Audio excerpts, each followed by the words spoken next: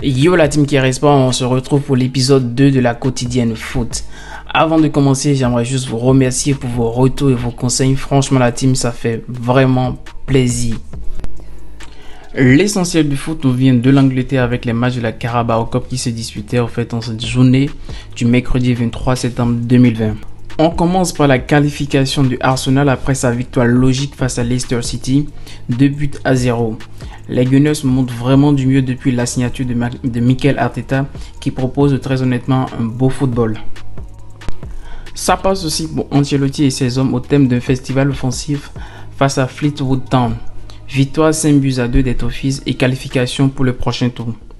Démonstration de force de Newcastle face au club de Ligue 2 anglaise Morecambe. Victoire 7-0, synonyme de qualification au prochain tour pour les Magpies.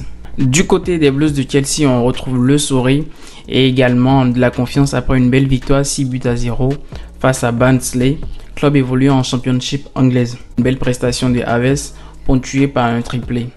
Petite précision, c'était la première titularisation de Thiago Silva qui disputait d'ailleurs ses premières minutes au club. Il sera remplacé d'ailleurs par Ben Chilwell qui lui également a disputé ses premières minutes pour le club de Chelsea. Dans le reste de l'actualité, on va évoquer les dernières informations du mercato. En Angleterre, Everton ne s'arrête plus. Après la signature de James Rodriguez en provenance du Real de Madrid, c'est au tour du jeune défenseur français Neil Nkoku de signer chez les Toffees gratuitement en provenance de l'équipe B de l'Olympique de Marseille. Du côté des Spurs, Mourinho annonce qu'il est sûr que Dele Alli restera au club. La balle est maintenant dans le camp de l'attaquant anglais qui connaît quelques difficultés depuis l'arrivée du Special One sur le banc de Tottenham. Le nom de l'attaquant a d'ailleurs été associé au Paris Saint-Germain qui rechercherait un attaquant pour remplacer le départ de Choupo-Moting. Pour finir en Angleterre, on a France Football qui affirme que Ismaïla Assar serait convoité dans l'élite du football anglais. Malgré la relégation de son équipe en Championship, l'ancien Rennais garde toujours une belle cote sur le marché des transferts. Il intéresserait d'ailleurs le Klopp et Liverpool pour ce mercato. En Espagne, on note assez de mouvements du côté du FC Barcelone. Le jeune Ansu Fati est prolongé au club avec une clause libératoire évaluée à 400 millions d'euros. L'objectif du club est clairement d'éviter un coup à la Neymar dans les prochaines années.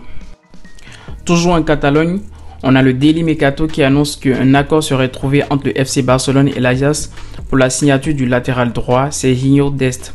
Le montant de la transaction serait de 20 millions d'euros plus 5 millions en bonus. Du côté des départs, on peut noter le départ confirmé de Nelson Semedo pour 35 millions d'euros vers Wolverhampton. Le défenseur recruté il y a 3 ans en provenance de Benfica devra se relancer en Premier League chez les Loups. C'est officiel pour Arturo Vidal qui quitte le FC Barcelone pour s'engager avec l'Inter de Milan. Il retrouvera un championnat qu'il connaît très bien car le milieu de terrain chilien a évolué de 2011 à 2015 à la Juventus de Turin. La signature de Luis Suarez à l'Atlético de Madrid se confirme de plus en plus. Un temps annoncé à la Juventus aux côtés de Ronaldo devra finalement se contenter d'épauler l'autre star portugaise João Félix. Du côté de la Juventus de Turin, c'est Morata qui viendra finalement compenser le départ d'Higuaín en attaque.